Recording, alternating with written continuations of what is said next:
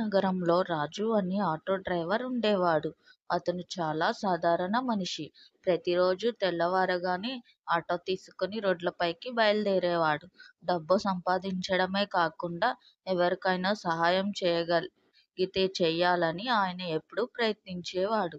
ఒకరోజు ఉదయం ఒక వృద్ధురాలు ఆటోలో కూర్చొని ఆసుపత్రికి తీసుకెళ్ళమంది.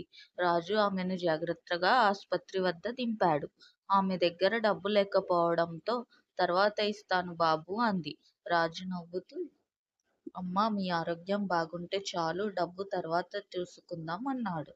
కొన్ని నెలల తర్వాత ఒక పెద్ద ఇంటి ముందు రాజు ఆటో నిలిపాడు. అక్కడి నుంచి ఒక యువకుడు బయటకు వచ్చి, రాజుగారు, మీరు ఆ రోజు నా అమ్మను ఆసుపత్రికి తీసుకువెళ్ళిన ఆటో డ్రైవర్ కదా అని అడిగాడు. రాజు ఆశ్చర్యపోయి, అవును బాబూ, కానీ మీరు ఎలా గుర్తించారు అన్నాడు.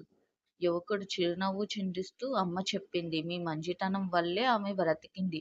ఇక నుండి ఈ ఆటో మీద లోన్ అన్నీ నేను చెల్లిస్తాను. మీరు ఎలాంటి కష్టపడవలసిన అవసరం లేదు అన్నాడు. రాజు కళ్ళల్లో ఆనంద బాష్పాలు నిండాయి. అతను అర్థం చేసుకున్నాడు. మంచితనం చేసినప్పుడు వెంటనే ఫలితం కనిపించకపోయినా అది ఎప్పటికీ వృధా కాదని.